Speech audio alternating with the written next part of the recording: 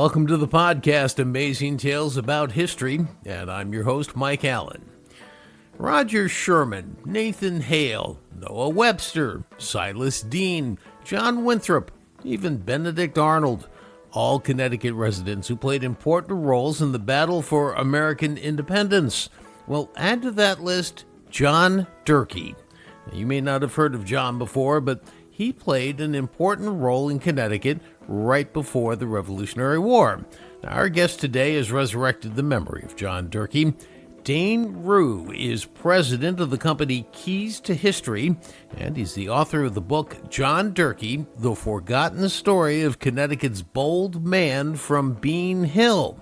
He's got the story on John Durkee, and you're going to be amazed you never heard of him before. This week's trivia question: in September of 1979, a World Series of softball pitcher changed the world forever. What did his pitch do? Well, stay tuned after the main program for the answer, because then you'll know the story for next week's show.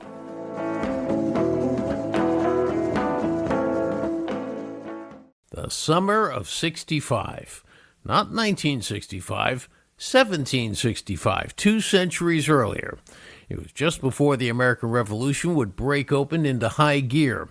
Tensions between the Tories, those who supported the king and the crown, and the Patriots, who wanted to be free of British oversight and pursued liberty, were starting to really boil up.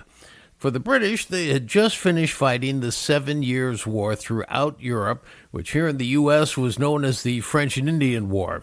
And although the British did quite well in the war, victory does come at a price, and the British were in bad financial shape.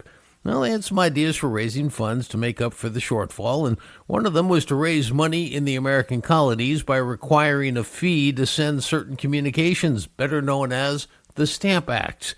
The idea was not at all warmly received. In fact, it was one of the important catalysts in sending the Patriots into high gear against the king. Now, in the summer of 1765, we started to hear about a guy in Boston named Samuel Adams because he formed the Sons of Liberty group. Now, that group operated in other areas, including Connecticut, and our guest today will tell us about one of the unsung heroes during that era, a fellow named John Durkee. Never heard of him, have you? Well, Dane Rue has. In fact, Dane's written a book about him, John Durkee, The Forgotten Story of Connecticut's Bold Man from Bean Hill. So, Dane, I want to say right up front, I'm impressed that you have brought this gentleman to our attention. It seems unbelievable that 250 years have gone by, and as you know, because you're close to this, yes, he's been mentioned in history, but he's not one of the better-known figures, and that's just saying that's an understatement, in Connecticut colonial history. Tell us about John Durkee, where he was born, and let's just sort of establish the basics of his life. So John Durkee, his story, as you said, is not unknown, but it is certainly forgotten.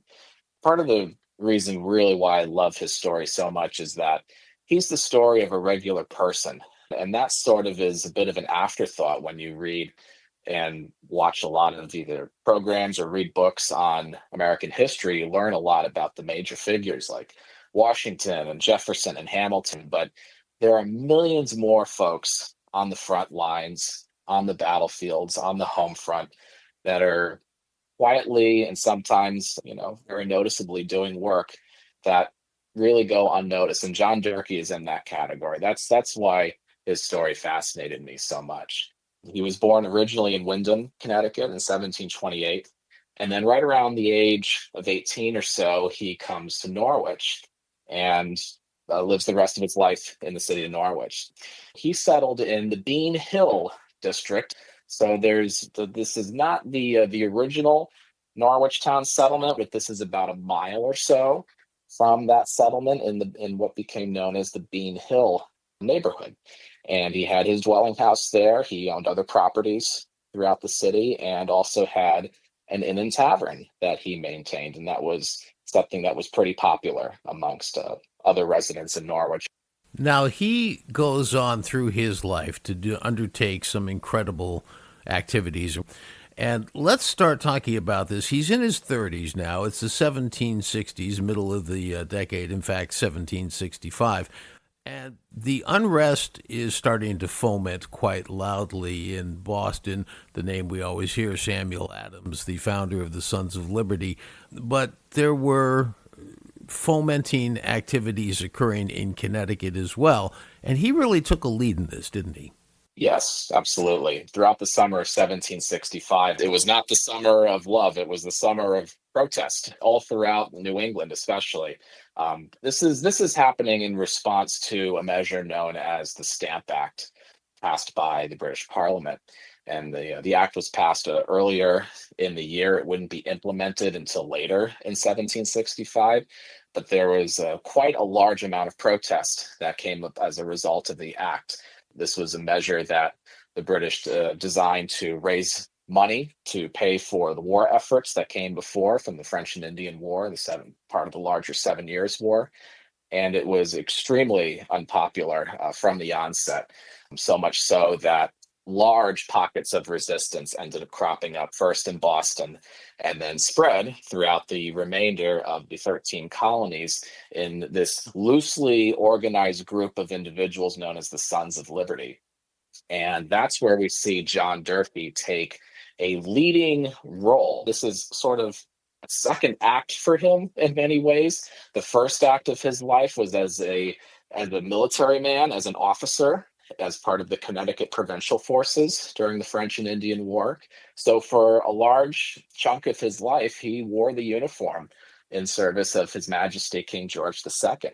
And now, just barely a couple of years after the war's end, he is now leading efforts against his mother country, which is an incredible shift just in terms of his worldview. So we see that forming in the summer of 1765, where folks in Connecticut that are responsible for implementing the Stamp Act are communicating with their counterparts in Boston.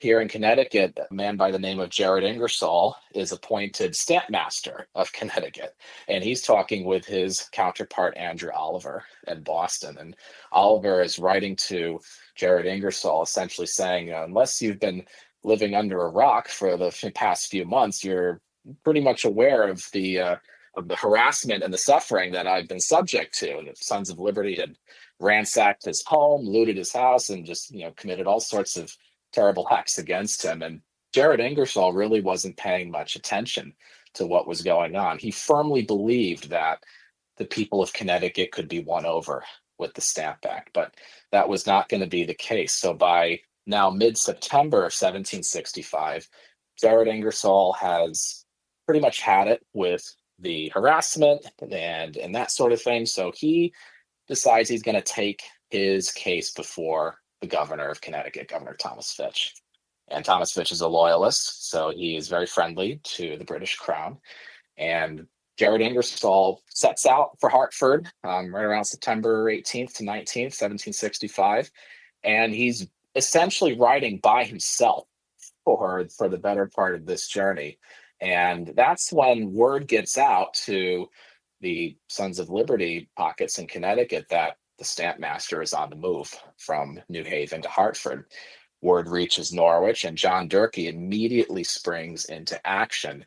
He immediately mounts his horse, and he assembles a large body of men. Some accounts say as many as 300 to 500 folks to intercept Jared Ingersoll. And that kicks off a seminal moment in Connecticut history that very, very few people really know about. It's quite fascinating. So, as you say, very few people have heard about this. Tell us what happened. I mean, they ride up to this character. He's by himself on a horse, just getting from New Haven to Hartford, which, by the way, was a very rocky terrain, still is, but was difficult by horseback. And these hundreds of guys get to him, and what do they do? What do they say to him? It could have very easily gone a number of different ways. I don't know that they really had a plan as to what they were going to do with him initially. The folks that ended up capturing him, did have an end goal in mind, though they really weren't quite sure the means of which they were going to achieve that goal. But what ended up happening is that Jared Ingersoll doesn't actually make it to Hartford. He gets intercepted just outside Hartford and the town of Wethersfield. And if you go to Wethersfield nowadays, there's a plaque there on Wethersfield's Broad Street Green, and that marks where Ingersoll was intercepted by this group of Sons of Liberty and all of their affiliates. And you can just imagine for a moment being in Jared Ingersoll's shoes, being surrounded by a very large, very angry group of individuals. Some of them are likely armed, and you're by yourself. Once the group ends up intercepting him, they sort of take him into quote unquote custody and compel him to resign his post. That's the end goal here. Is they wanted all of these agents and his deputies to give up their jobs so that literally the Parliament of the Crown would have no agents to enforce the act. And they were already particularly successful in dissuading certain individuals. In fact, about a month or two before that, the gentleman by the name of Nathaniel Wales Jr., also from Wyndham, had written to Jared Ingersoll, essentially offering his services as a deputy stamp collector for the state. And not even a month after he wrote that letter, he writes back to Jared Ingersoll saying, "You know what? This has been a big mistake. This really isn't for me. I'm not really cut out for this job." So they had already gotten to him first and were successful. So now they have the main target with Mr. Ingersoll. And Ingersoll is quite stubborn. He digs his heels in and says, "I'm an official agent for the crown here. What you're doing is unlawful. This is uncivilized. This is outrageous." So he really digs his heels in initially. So John Durkee and his men decide, okay, well, he's going to act this way. So let's take him inside and give him a chance to really think it over. So they brought him in to a building right by the green into the Chester Tavern, give him some time to think it over. After so long, Ingersoll ultimately relents because he sees himself in essentially a no-win situation, and he doesn't want this to spiral out of control. So he ends up being quoted as saying that this cause is just not worth dying for, which is pretty interesting considering the fact that all of these men, including John Durkee, had committed a terrible offense that could very well be punished by either a harsh penalty or possibly capital punishment for this action taken against him. This in turn kicks off a series of events that, again, very, very few people know about, but it really ends up changing the political trajectory of Connecticut. John Durkee played a direct role in this, in leading these men. Interestingly enough, Jared Ingersoll never even mentions John Durkee by name, and he wrote extensively about what happened to him after this incident. Doesn't ever mention John Durkee by name. He only ever refers to him as the commandant, the quote unquote commandant of the group. So nevertheless, that's what ends up happening to Ingersoll. He gives up his post, and the group escorts him to Hartford so that he could submit his resignation formally to Governor Fitch, which he does. And they really made quite a parade spectacle out of him as they're leading him to Hartford. They make him remove his hat and shout "liberty and property" 3 times, and everybody shouts a huzzah after all is said and done. So they made quite a spectacle out of him, but fortunately it did not devolve into violence. That was a pretty key detail that the Connecticut Sons ultimately wanted to abide by, as they wanted to accomplish their goals through nonviolent means, and that's what they did. So, Dane, the point that you also make is that this changed the political trajectory, and you're absolutely right. The Sons of Liberty go on a campaign now to get Fitch himself out of the governor's office, and that was successful, wasn't it? Yes, it was. This was the event that kickstarted, again, a total shift in Connecticut's political history. And for the better part of a decade, Governor Thomas Fitch and his administration had run Connecticut. We really start to see a whole new way of thinking, whether it's religious based or political based, getting into the 1750s and 60s, and particularly after the Stamp Act incident. Connecticut starts to see a wave of support for a group of folks now known as the New Lights. So we sort of see this dichotomy between new lights and old lights. Old Lights being the conservative, traditionalist wing that has been the ruling establishment in Connecticut. And now we have this group known as the New Lights, which are the more revolutionary, enlightened, progressive thinkers that want to usher Connecticut into a new age. The Sons of Liberty, in that respect, now more from just being a loose group of rabble rousers, and they form really what becomes a full-fledged political movement, an actual modern-day political party. They nominate their own slate of candidates, and it was an absolute clean sweep for them. They end up getting a new governor, Governor William Pitkin, and his deputy, Governor Jonathan Trumbull, are elected that year. And it totally, again, changes the political trajectory of Connecticut. Nowadays, you would think of this as the biggest political upset you would see in an election. And we've certainly seen our fair share of those over the years. The Susquehanna Company, we don't have time to do this story justice in this episode because the real focus was on what happened here with the Stamp Act. But I do want to mention this because John Durkee goes on, this is, I guess you would say, chapter 3 of his life, where, we're running out of land to farm in Connecticut. The good farmland is taken and families are expanding and they need new farmland, so they're branching out to the west, and they were going out to Pennsylvania.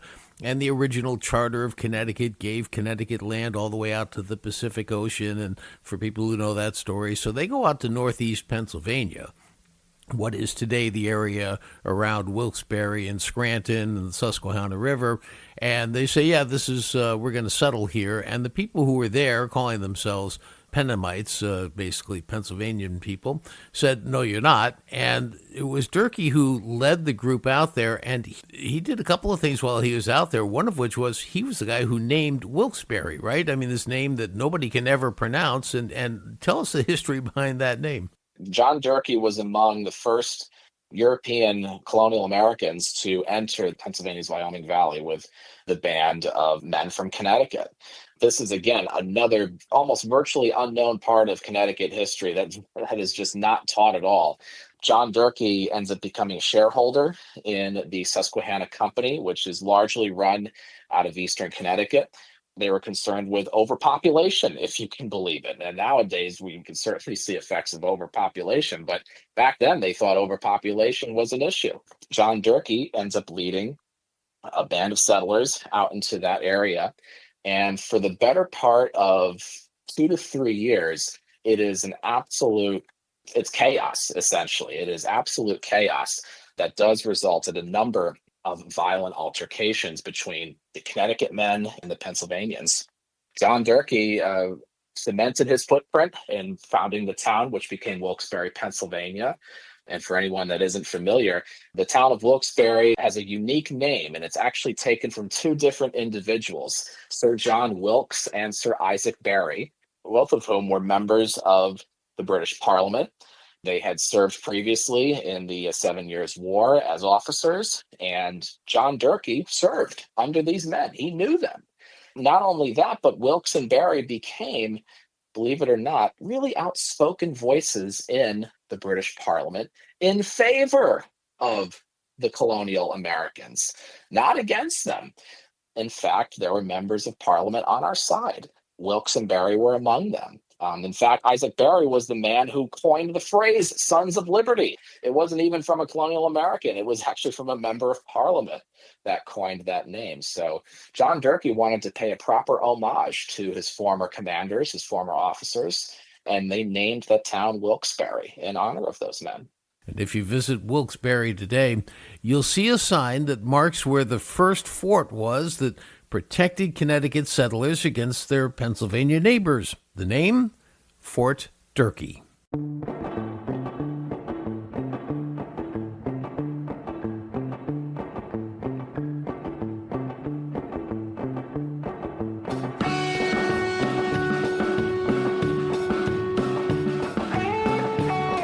Well, that wraps up this episode of Amazing Tales About History. Today the U.S. Postal Service charges 78 cents to mail a first-class letter.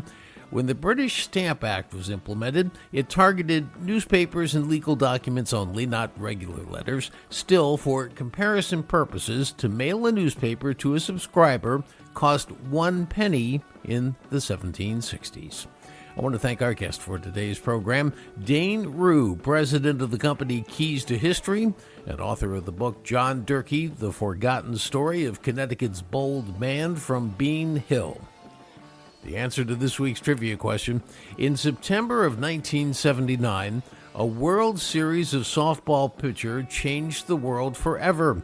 What did his pitch do? Well, the pitcher delivered the very first action on the Entertainment and Sports Programming Network, better known as ESPN. Next week on Amazing Tales, we're going to speak with the first executive producer of ESPN, Peter Fox, about the nail-biting effort to launch the world's first all-sports network on time in central Connecticut. You won't want to miss this interview. Amazing Tales About History is a production of True North Associates, LLC. This is Mike Allen. Be safe and stay healthy.